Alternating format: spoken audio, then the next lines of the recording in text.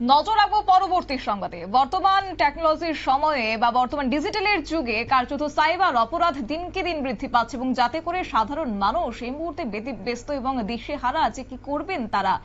এবং এবার এই সাইবার অপরাধ রুখতে বিশেষ করে কড়া পদক্ষেপ নেওয়ারও বিভিন্ন সময় আমরা দেখেছি চিত্র কেন্দ্রের পক্ষ থেকে, কিন্তু সেই জায়গায় দাঁড়িয়ে যারা প্রতারকরা রয়েছে তারা রীতিমতো নতুন নতুন পন্থা অবলম্বন করছে এবং এই বিষয়ে মানুষকে সতর্ক করতে এবার বিশেষ করে পাঠ্যসূচিকে কাজে লাগানোর বার্তা দেওয়া হচ্ছে এবং দশম শ্রেণী থেকে সাইবার অপরাধ দমনে সতর্ক বার্তা দেওয়ার ধারণা এবং কার্যত সাইবার অপরাধ নিয়ে কলেজ এবং বিশ্ববিদ্যালয় স্তরে সচেতন করা প্রয়োজন বলে মনে করা হচ্ছে। বিস্তারিত যাব, আমাদের সঙ্গে রয়েছে প্রতিনিধি সম্রাট চৌধুরী। সম্রাট, সাইবার অপরাধ রুখতে এবার পাঠ্যসূচিকে কাজে লাগানোর বার্তা কি রয়েছে? তাহলে কি আগামী দিনে পাঠ্যসূচিতে এবার আসতে চলেছে এই সাইবার অপরাধের মতো বিষয়গুলো?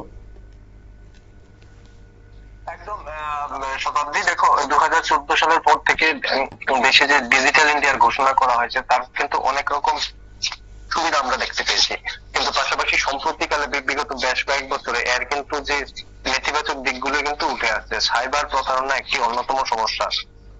ডিজিটাল যে মাধ্যম রয়েছে সেই মাধ্যমকে ভর করে কিন্তু আবার অপরাধ কিন্তু দিন দিন বাড়ছে এবং এই ক্ষেত্রে কিন্তু লক্ষ্য করা গেছে বিভিন্ন জায়গাতে বিভিন্ন ঘটনাগুলিতে লক্ষ্য করা গেছে যে নাবালকদের এই ক্ষেত্রে খুব বাজেভাবে ব্যবহার করা হচ্ছে। তাতে সুবিধা হচ্ছে নাবালকদের বিরুদ্ধে সাধারণত আইনি বিষয়গুলি অতটা কঠিন থাকে না, তাই নাবালকদের ব্যবহার করে কিন্তু এই ধরনের যে সাইবার অপরাধ সেগুলি দিন দিন বাড়ছে। এবার এই বিষয়টিকে সামনে রেখে কিন্তু পশ্চিমবঙ্গ সরকার তার যে বিদ্যালয় পাঠ্যক্রম রয়েছে সেই পাঠ্যক্রমে সাইবার সচেতনতামূলক পাঠ্যসূচি কিন্তু আনতে চলছে এবং সেটি দশম শ্রেণী নয়, সেটি অষ্টম শ্রেণী থেকেই কিন্তু ছেলে মেয়েদের কিন্তু এবার সাইবার সচেতনতা গড়ে তোলার একটি পাঠ্যক্রম যোগ করা হবে বলে চিন্তা ভাবনা নেওয়া হয়েছে এবং সেটি চলবে একদম বিশ্ববিদ্যালয় স্তর পর্যন্ত। ওই লক্ষ্য হচ্ছে, সম্প্রতি গেলে দেখা গেছে যে বিভিন্ন ধরনের যে সামাজিক অস্থিরতা সৃষ্টি ঘটনাগুলি রয়েছে, দাঙ্গা জাতীয় বিষয় বা বিভিন্ন গোষ্ঠীর মধ্যে সংঘর্ষ, এই বিষয়গুলিতে যে অপপ্রচার হয়ে থাকে বা গুজব রটানো হয়ে থাকে সেগুলিতে নাবালকদের খুব ভাবে ব্যবহার করা হচ্ছে এবং নাবালকরা বুঝে না বুঝে কিন্তু এই সব ঘটনায় জড়িয়ে পড়ছে। তা থেকে নাবালকদের বা দূরে সরিয়ে রাখতে বা তাদের সচেতন করতে কিন্তু এবার এই পাঠ্যক্রম স্কুল স্তর থেকে চালু করা হবে। অষ্টম শ্রেণী থেকে চালু হবে এই পড়াশোনা, আস্তে আস্তে দশম শ্রেণীতে এবং চলবে বিশ্ববিদ্যালয় স্তর পর্যন্ত। আজই স্বরাষ্ট্রমন্ত্রী অমিত শাহ কিন্তু দেশের যে সাইবার প্রতারণার যে একটি বড় চ্যালেঞ্জ এই বিষয়ে স্বীকার করেছেন। সম্প্রতি প্রধানমন্ত্রীও ডিজিটাল যে অপরাধ রয়েছে বা ডিজিটাল যে সমস্যাগুলি রয়েছে বা অনলাইন সমস্যাগুলি রয়েছে সেগুলি নিয়ে উদ্বেগ প্রকাশ করেছেন।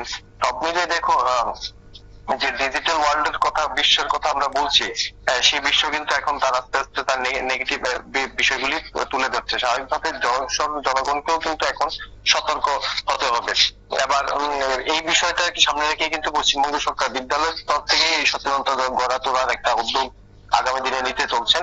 ইতিমধ্যে চিন্তা ভাবনা শুরু হয়ে গেছে, হয়তো আমরা বছর খানেকের মধ্যেই বিদ্যালয় স্তরে এবার ছেলে মেয়েদের সচেতন করে তুলতে সাইবার সচেতনতামূলক পাঠ্যসূচির লক্ষ্য দেখতে পাবো এবং তাতে হয়তো ছোটবেলা থেকে ছেলে মেয়েদের সাইবার বিষয়ে সচেতন করে তোলা যাবে, যা তাকে ভবিষ্যতে একজন সচেতন এবং সুনাগরিক হিসেবে নিজেকে তৈরি করতে সাহায্য করবে। শতাব্দী।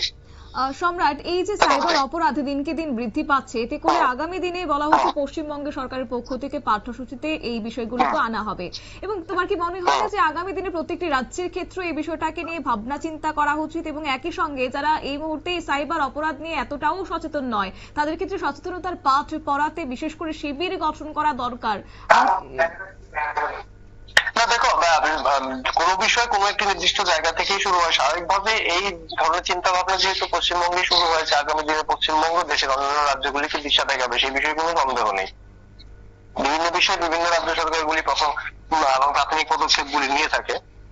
এই বিষয়ে পশ্চিমবঙ্গ সরকারের এই ধরনের এবং প্রচুর উদাহরণমূলক উদ্যোগ রয়েছে। তো এর মধ্যে আরেকটি হচ্ছে বা তারা দেশের প্রথম রাজ্য হিসেবে সাইবার পাঠ্যক্রম নিয়ে চিন্তা ভাবনা শুরু করেছে। নিঃসন্দেহে দেশের অন্যান্য রাজ্যগুলির জন্য এটি একটি অন্যতম উদাহরণ। ত্রিপুরার জন্য অন্য একটু উদাহরণ করে আমরা বিভিন্ন বিষয়, বিশেষ করে পাঠ্যক্রমের বিষয়ে আমরা বরাবরই পশ্চিমবঙ্গ সরকারের মধ্যশিক্ষা পর্ষদ থেকে শুরু করে বিশ্ববিদ্যালয় পর্যন্ত আমরা কিন্তু ফলো করে থাকি, তাদেরই নকল করে থাকি। তো সেক্ষেত্রে নিশ্চয়ই একটা উদাহরণ তো হতে পারে। আর অন্য বিষয়টি হচ্ছে যে এই ধরনের যে সচেতনতা মূলক বিষয়টি, সেটি অবশ্যই স্কুল তরফ থেকে নেওয়া উচিত। সরকারের কোনো এই বিষয়ে আলাদা করে চিন্তা ভাবনা করা উচিত, কারণ সাইবার প্রতারণার মাত্রা কিন্তু দিন দিন বেড়ে গেছে। তুমি লক্ষ্য করবে আজকাল ফোন করলে টেলিকম ডিপার্টমেন্ট থেকে তো কিন্তু একটি সতর্কবার্তা দেওয়া হচ্ছে, বারবার বিভিন্ন বিষয়ে সতর্কবার্তা তুলে দেওয়া হচ্ছে। পুলিশের তরফ থেকে প্রায় প্রত্যেকদিন এই ধরনের সতর্কবার্তা দেওয়া হচ্ছে, নিত্য নতুন যে প্রতারণাগুলি ধরা পড়ছে সেগুলি বিষয়ে সতর্ক করা হচ্ছে, কিন্তু তারপরেও কিন্তু সাইবার প্রতারণা থেমেনি। তবে সেই ক্ষেত্রে অবশ্যই জনসংখ্যা যারা আমরা অনলাইন ব্যবহার করে থাকি, ডিজিটাল ওয়েব ইন্টারনেট ব্যবহার করে থাকি, তাদের যদি প্রত্যেকটি নাগরিককে সচেতন করে তোলা যায়, নিঃসন্দেহে অপরাধ অনেকটা রোখা যাবে। তবে বিদ্যালয়ের ক্ষেত্রে যে বিষয়টি এখানে চিন্তা ভাবনা করা হয়েছে, তার একটি অন্য দিকও রয়েছে। দেখো, শিশুদের নিয়ে কিন্তু যে যৌন অপরাধ, সেই যৌন অপরাধ কিন্তু অনলাইন বা ডিজিটাল মাধ্যমে কিন্তু মারাত্মক রকম ভাবে হয়ে থাকে। এই বিষয়ে কিন্তু শিশুদের যে ব্যক্তিগত তার পরিচয় বা তার যে ব্যক্তিগত জীবন রয়েছে, সেই ব্যক্তিগত জীবনটিকে সুরক্ষিত রাখতে কিন্তু তাকে শিক্ষা দেওয়া হবে, যাতে আগামী দিনে অনলাইনে শিশুদের নিয়ে যে যৌন অপরাধ সেটাকেও নিয়ন্ত্রণ করা যায়। এই বিষয়টাকেও কিন্তু মাথায় রাখা হচ্ছে। ধন্যবাদ। অর্থাৎ ডিজিটালাইজেশনের কার্যত যেভাবে অপরাধ বাড়ছে এই বর্তমান সময়ে দাঁড়িয়ে, এতে করে সাইবার অপরাধ সব থেকে বেশি চিন্তার কারণ হয়ে দাঁড়াচ্ছে এবং বর্তমানে চ্যালেঞ্জিং হয়ে দাঁড়াচ্ছে কেন্দ্রের কাছে। এবং কেন্দ্রের পক্ষ থেকেও এই পদক্ষেপ গ্রহণ করা হচ্ছে। তারই মধ্যে দৃষ্টান্তমূলক পদক্ষেপ স্থাপন করলো পশ্চিমবঙ্গ সরকার, যেখানে পাঠ্যসূচিতে আনা হচ্ছে এই সাইবার অপরাধের মতো বিষয়গুলো, এবং আগামী দিনেও হয়তোবা প্রত্যেকটি রাজ্যে এই বিষয়গুলো পাঠ্যসূচিতে আনা হবে বলে একটা সম্ভাবনা কিন্তু এই মুহূর্তে থেকেই যাচ্ছে। নিয়ে নিচ্ছে ছোট্ট একটি বিজ্ঞাপন বিরতির সঙ্গে থাকুন।